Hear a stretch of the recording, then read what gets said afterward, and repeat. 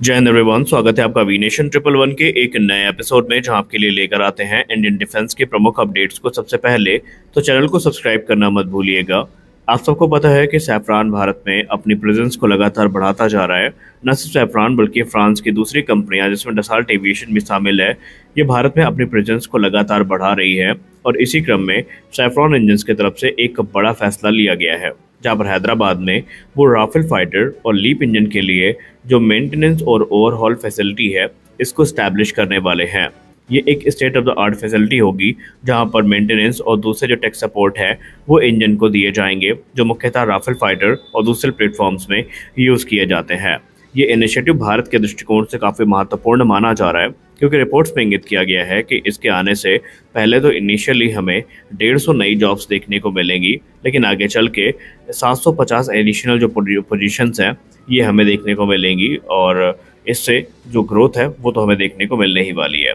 इस पर बात करते हुए सैफरान एरोस्पेस के जनरल मैनेजर पियरे फर्नांडिस ने कहा कि भारत में हमारे फैसिलिटीज़ का आना हमारे लिए भी काफ़ी बेनिफिशियल है, और भारत के लिए भी, क्योंकि इससे जो टेक्निकल एक्सपर्टीज़ है वो ट्रांसफ़र होंगी और भारत को इस क्षेत्र में जो काफ़ी मदद है वो मिलने वाली है।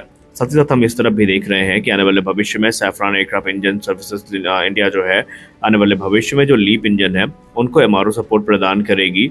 और इसके पहले यहाँ पर जो M88 इंजन राफेल फाइटर्स में यूज़ किए जाते हैं, उनको सभी प्रकार के जो टेक और एमआरओ सपोर्ट है वो हमारे तरफ से दिए जाएंगे। रक्षा विशेषज्ञों की बात माने तो रक्षा विशेषज्ञों ने इसको एक सकारात्मक संकेत के तौर पर देखा है, क्योंकि हम सबको पता है कि एमका इंजन डील इस वर्ष के अंत तक या अगले वर्ष की शुरुआत तक अनाउंस कर दी जाएगी। और जैसे अभी रुझान आ रहे हैं उसमें सैफरान को एक क्लियर कट विनर के तौर पर दिखाया जा रहा है। ये बात अलग है कि सैफरान को रोल्स रॉयस, जनरल इलेक्ट्रिक, रोस्टैक और जापान से अब अच्छा खासा कंपटीशन देखने को मिल रहा है, लेकिन अभी भी बहुत सारी चीज़ें हैं जो सैफरान के पक्ष में हैं, और माना जा रहा है कि सैफरान ही वो कंपनी होगी जिसके साथ GTRE मिल करके एम का इंजन बनाएगी। और आपने हाल ही के डेवलपमेंट देखे होंगे तो हेलीकॉप्टर इंजन से लेकर के जो एयरक्राफ्ट इंजन है, इनके मैन्युफैक्चरिंग की बात सैफरान की तरफ से भारत में करी गई है। तो उसमें कोई संदेह नहीं होगा अगर हमें आने वाले भविष्य में सैफरान एक विजेता के तौर पर देखने को मिले। वहीं अगर हम दूसरी फ्रेंच कंपनी की बात करें तो डसाल्ट एविएशन भी अपने कदम उतने ही तेज़ी के साथ भारत में बढ़ाती जा रही है, जहां पर एमआरओ फैसिलिटी के बाद अब उनकी नज़र भारत के MRFA टेंडर पर है। उनको अभी भी इस चीज़ का भरोसा है कि भारत या तो एडिशनल राफेल या फिर 114 की संख्या में जो राफेल फाइटर्स हैं उनको क्लियरेंस दे सकता है, और अगर ऐसा हुआ तो फिर इसका लोकल प्रोडक्शन भारत में होता दिखाई पड़ेगा। इसके अलावा आप सबको पता ही है कि उन्होंने स्पष्ट किया है कि जो राफेल फाइटर अगर भारत में बनाए जाते हैं तो तकरीबन 12 से 13 एयरक्राफ्ट प्रति वर्ष के दर तक भारत से रोल आउट किए जा सकते हैं।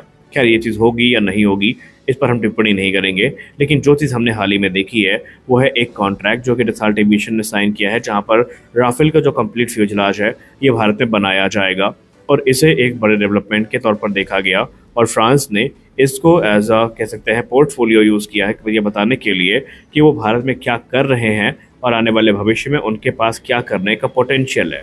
लेकिन एंड ऑफ द डे जो रक्षा मंत्रालय का निर्णय है वही अंतिम निर्णय माना जाएगा। लेकिन इस बात से मैं इनकार नहीं कर सकते कि सैफरान और जो डसाल्ट एविएशन है वो भारत में अपने कदम काफ़ी तेज़ी के साथ पसार रहे हैं।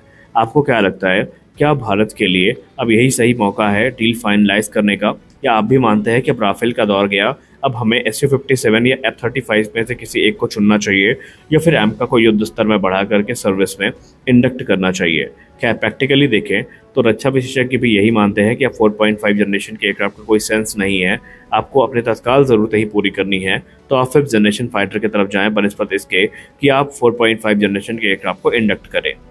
अब अमेरिका ने जब से स्ट्राइक करी है ईरान के ऊपर B-2 स्टेल्थ बॉम्बर से, उसके बाद से भारत ने भी इस पर डिबेट करना शुरू कर दिया है, या भारत के जो रक्षा विशेषज्ञ हैं उनके तरफ से इस पर डिबेट करना शुरू कर दिया गया है।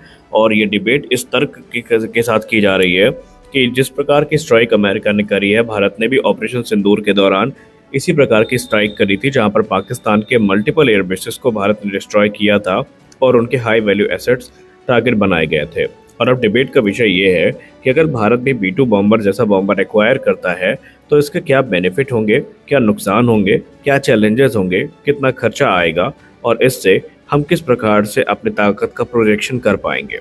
अब देखिए ये डिबेट निसंदेह काफ़ी ज़्यादा आप कह सकते हैं क्यूरियोसिटी के अंतर्गत चल रही है, लेकिन प्रैक्टिकली देखा जाए तो B2 बॉम्बर जैसा ऑप्शन फिलहाल भारत के पास अवेलेबल नहीं है। अमेरिका बेचेगा नहीं, चाइना देगा नहीं, रशिया बना नहीं पाया है। तो ऐसे में सवाल ये उठता है कि क्या बॉम्बर एयरक्राफ्ट, ना B2 नहीं सही, क्या दूसरे बॉम्बर एयरक्राफ्ट हमारे लिए सेंस बनाएंगे? इसमें हमेशा से एक मिक्स्ड डिबेट रही है। इसमें पक्ष और विपक्ष ने काफ़ी मजबूत तर्क अपने सामने रखे हैं। अब यहाँ पर वो पक्ष जो इसका समर्थन करता है, वो हमेशा से ये कहता आया है कि बॉम्बर लेने के बाद हम एनिमी के इलाके में जाकर के मैसिव स्ट्राइक कर सकते हैं। एक बॉम्बर एयरक्राफ्ट जो बंकर बस्टर जैसे भारी भरकम बॉम्ब्स हैं उनको कैरी करने में सक्षम है, जो कि सुखोई 30 MKI जैसे जेट्स के लिए काफ़ी ज़्यादा मुश्किल हो जाते हैं। इसके अलावा डिबेट में ये भी कहा जाता है कि इसमें हम बड़ी संख्या में जो लॉन्ग रेंज क्रूज मिसाइल हैं उनको डिप्लॉय कर सकते हैं और इससे दुश्मन को सोचने तक का समय नहीं मिलेगा। और जब बात इंडियन ओशन रीजन की आती है तो वहाँ पर तो बॉम्बर एयरक्राफ्ट काफ़ी महत्वपूर्ण बन जाते हैं, क्योंकि आप सब जानते हैं कि भारतीय नौसेना की वॉरशिप्स को किसी लोकेशन पे पहुंचने में थोड़ा समय लगता है। लेकिन ऐसे में अगर कोई इमरजेंसी सिचुएशन आती है तो वहाँ पर बॉम्बर एयरक्राफ्ट एक निर्णायक भूमिका निभा सकते हैं। वहीं कुछ एक्सपर्ट्स मानते हैं कि पावर प्रोजेक्शन के लिए और टू फ्रंट वॉर की स्थिति में ये बॉम्बर्स हमारे लिए काफ़ी महत्वपूर्ण भूमिका निभाएंगे। अब वो पक्ष जो इसके विरोध में बात करता है वो हमेशा से इनके रडार क्रॉस सेक्शन को लेकर चर्चा करता है। आज के सोफिस्टिकेटेड एयर डिफेंस सिस्टम इसको आसान टारगेट बना सकते हैं। इसके अलावा प्राइसिंग को लेकर के भी हमेशा से डिबेट होती रही है। अगर हम B2 बॉम्बर की बात करें तो उसमें अमेरिका ने रिसर्च एंड डेवलपमेंट वर्क में बिलियंस ऑफ डॉलर्स खर्च किए थे और उसकी जो यूनिट कॉस्ट आती है वो भी अराउंड $2 बिलियन के आसपास आती है। तो सवाल ये उठता है कि क्या भारत के लिए फिजिबल होगा? उसके बाद अगर हम बात करें भारत के डिफेंस बजट की, तो भारत का डिफेंस बजट ऑलरेडी काफ़ी स्ट्रेच होता है, जहां पर भारतीय नौसेना, वायुसेना और थल सेना की जो ज़रूरतें हैं वो पूरे किए जाने का प्रयास किया जा रहा है। और ऐसे में इस प्रकार का कोई बड़ा प्रोजेक्ट हमारे लिए एक बर्डन बन सकता है। लेकिन कोई संदेह नहीं है कि अगर ये आ जाते हैं तो भारत की ताकत इससे कई गुना ज़्यादा बढ़ेगी। अब सवाल ये उठता है कि चलिए ठीक है, हमने इनके पॉजिटिव्स जान लिए, हमने नेगेटिव्स जान लिए, क्या इसका कोई समाधान है? क्या अल्टरनेटिव ऑप्शन है हमारे पास? तो जी हाँ, वो भी हमारे पास अवेलेबल है।